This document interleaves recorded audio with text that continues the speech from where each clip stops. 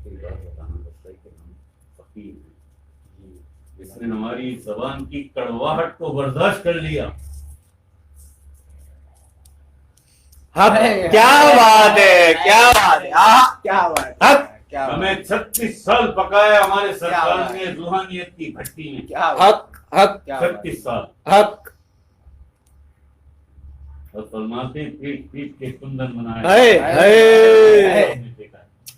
आओ करो इससे सवाल। क्या बात है सरकार, आओ पूछो इससे।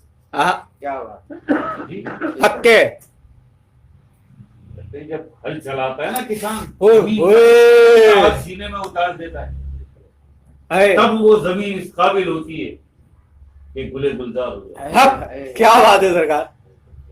इसी तरह से ये रूहानियत है, ये दुनिया है। इसमें जो मुरीद का ये वजूद है, मुरीद का ये जिस्म है, उस पर हल चलाता है मुर्शिद।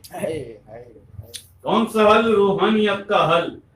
वो जो किसान है वो मुर्शिद है, ये जो हल है ये रूहानियत है, और वो जो जमीन है, वो जो जमीन है वो मुरीद का वजूद है जिस्म है। और जब वो हल चलता है उसके बाद जब उसमें से फुलवारी, क्या बात है, क्या बात है, जब गुलजार बनता है, वो क्या बात है सरकार। गुलजार क्या है? वो तेरी ये सीने के लताई, वो तेरा ये कल्ब है जो अल्लाह के जिक्र से जारी होता है।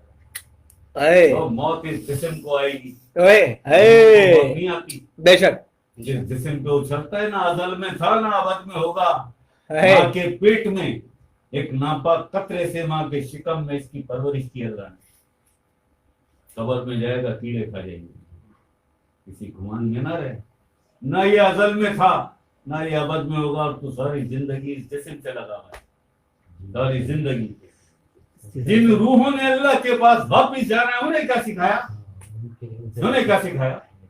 भाई ये जिस्म जाएगा अल्लाह के पास, रूहें जाएंगी ना अल्लाह के पास, तो रूहों को क्या सिखाया? रूहों को तो उस वक्त तू कुछ सिखाता ना, कोई रूहानी उस्ताद तुझे मिला होता, बेशक किसी को तूने अपना शेख बनाया होता, किसी से ये तालीम ली होती, किसी से ये इल्म सीखा होता।